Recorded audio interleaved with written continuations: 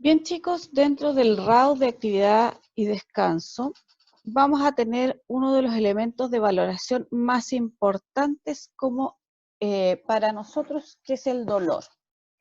En este momento vamos a revisar algunas cosas relacionadas con este signo, este síntoma, que además se transforma actualmente en el quinto signo vital.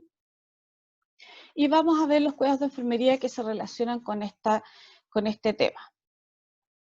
Vamos a partir explicando qué es el dolor y se define, de acuerdo a la Asociación Internacional de Dolor, que es una experiencia sensorial y emocional desagradable asociada a un daño tisular real o potencial o descrita en términos de tal daño. ¿Ya? O sea, puede ser algo que esté efectivamente relacionado con algún evento que esté ocurriendo, o puede ser también algún evento que no haya ocurrido, pero que pudiera ocurrir en el futuro. De acuerdo a McCaffrey y a Beebe, ellos definen qué es lo que cualquier persona que lo experimenta dice que es, y existe siempre que la persona que lo sufre dice que existe. Por lo tanto, aquí no cabe la subjetividad. Yo tengo que creerle al paciente lo que me está diciendo y tengo que creerle cuando me dice que le duele. El dolor puede estar relacionado con la enfermedad, relacionado con algún tratamiento, relacionado con causas concurrentes, o puede ser que no tenga ninguna relación con nada de lo anterior y sea un dolor de carácter, lo que se llama idiopático, que no tenga una causa específica determinada. Dentro de la fisiopatología del dolor existe la teoría de Melzack, que fue descrita el año 1992 y que habla de una neuromatrix, que es la que, genera esta sensación dolorosa, ¿ya? A la neuromatrix, que es una parte del cerebro, que es el centro, digamos, del dolor, se llegan todos los estímulos de tipo cortical, de tipo inmunológico, de tipo somatosensorial, visceral, nocioceptivo, autonómico y endocrino, que van a generar una cuota de estímulo que va a producir una reacción en esa neuromatrix y va a producir la sensación dolorosa, que, como yo les explicaba, no solo es una sensación de carácter nervioso, del aparato del sistema nervioso, sino que también hay un componente emocional detrás del dolor. Para nosotros, los objetivos de trabajar con los pacientes con dolor, del tipo que sea, ¿ya? Tenemos que ser capaces de valorar adecuadamente el síntoma del dolor, utilizar los instrumentos disponibles para medir su intensidad, disponer del conocimiento necesario que le permita administrar el tratamiento indicado de forma eficaz y evaluar y registrar la respuesta al tratamiento. La valoración del dolor, hay que valorar adecuadamente el síntoma del dolor, ¿no es cierto? Hay que utilizar los instrumentos disponibles. Se me repitió la diapositiva. En el fondo, chiquillos, lo importante es que ustedes tienen que identificar al paciente que está con dolor, ya sea porque le duele, porque se queja, ya sea porque tiene fase dolorosa o porque tiene algunos síntomas y signos fisiológicos que me van a indicar que existe ese dolor. Para poder valorar de manera objetiva el dolor, lo que nosotros tenemos que ocupar son instrumentos que estén validados. Vamos a tener el instrumento de autorreporte, que puede ser unidimensional o multidimensional. Y aquí vamos a entrar a jugar con distintos elementos que se miden para poder darle una dimensión o una medida a ese dolor. Y los instrumentos observacionales que se utilizan en menores de 3 años y en trastornos de la comunicación. La escala de Caras es uno de los elementos que nosotros utilizamos. Generalmente esta se utiliza en los niños. Es una escala de valoración análoga porque no hay una medida claramente definida. Puede usarse a través de las caras, ¿no es cierto? Donde esta cara es la que está sin dolor y aquí abajo dice muy contento sin dolor y aquí se objetiva con un puntaje hasta la cara que está con el dolor, es el peor que puede imaginarse, no tiene que estar llorando para sentir este dolor tan fuerte y eso hay que aclararlo, pero es, digamos, para darle una medida a las caritas que estamos mostrando. Las escalas análogas, visuales y policromáticas, donde vamos a tener, ¿no es cierto?, por ejemplo, la ausencia del dolor o el dolor atroz o insoportable y la persona tiene que marcar a dónde más o menos considera él que se ubica su dolor.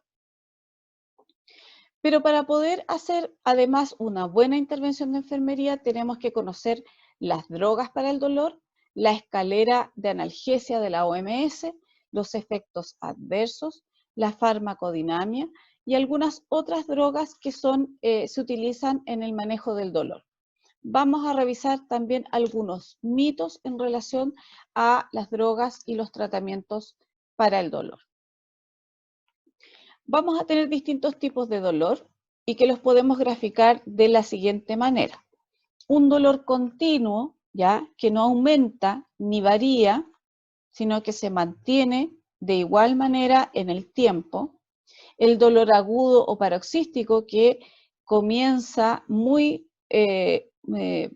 bajo, ¿no es cierto?, y aumenta hasta un pic doloroso y de ahí vuelve a bajar. El dolor recurrente, que es aquel agudo, ¿no es cierto?, que se repite cada cierto rato, o el dolor incidental, que se mantiene una base de dolor que es permanente en el tiempo, pero que ocasionalmente tiene pics de dolor y que tienen que ver con algún incidente o algún movimiento particular que hace la persona. ¿Qué hacemos frente al dolor? Hay 4 cosas importantes que tenemos que considerar. La primera es conocer los mecanismos por los que se produce el dolor, cuál es la causa de que ese dolor esté produciéndose en ese paciente. Vamos a tener que muy clara cuál es la descripción que el paciente da de ese dolor, cuál es la causa, si es que la podemos identificar, y cuál podría ser la intensidad del dolor y de alguna manera cuáles son los factores que van modulando ese dolor, con qué cosa se me hace más intenso o con cuál me disminuye el dolor. Y aquí tenemos los factores que modulan la percepción del dolor y vamos a tener, por ejemplo, los factores emocionales donde tenemos el miedo, la ansiedad, la frustración, algunos factores situacionales como la memoria, la personalidad, el desarrollo cognitivo y algunos factores conductuales, ¿ya? Como por ejemplo, si es un niño, la familia, cómo influye, o el equipo de salud, cómo está influyendo, ¿no es cierto?, para que se produzca esa manifestación de dolor.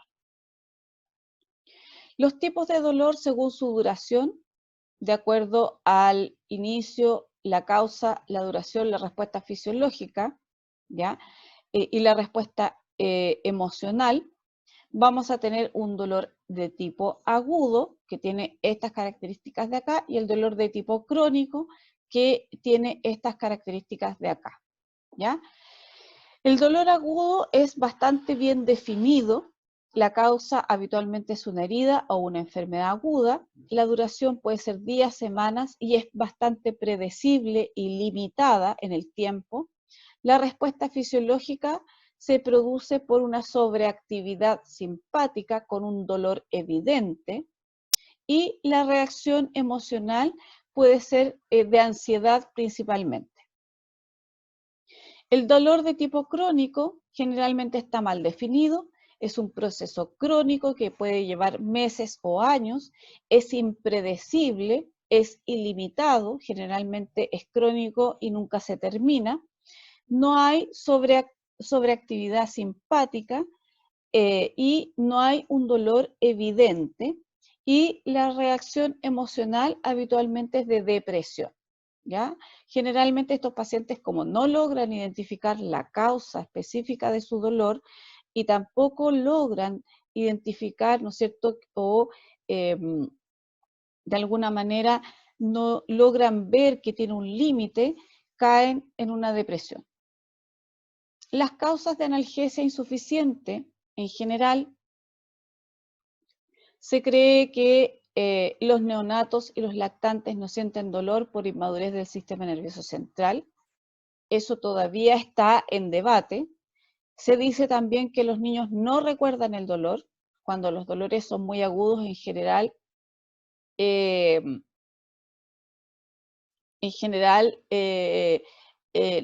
se bloquea en la memoria, pero no es que los niños no lo recuerden ni no lo sientan.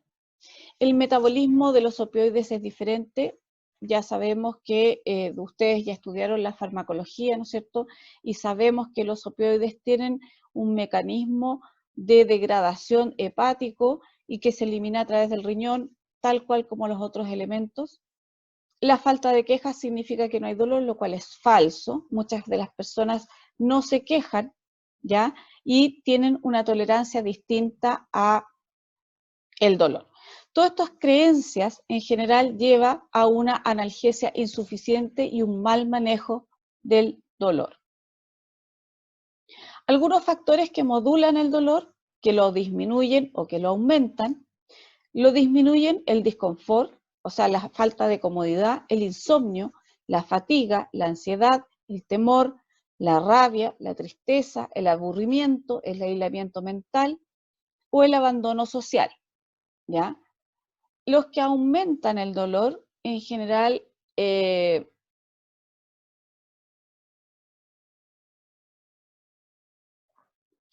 producen alivio de síntomas, el sueño, la comprensión, el compañerismo, el cariño, la actividad creativa. Esto quedó al revés. Ah. Los factores que aumentan el dolor son los que nombré al comienzo. Esto está al revés, chiquillos. Se los voy a dejar al tiro para que me acabo de dar cuenta.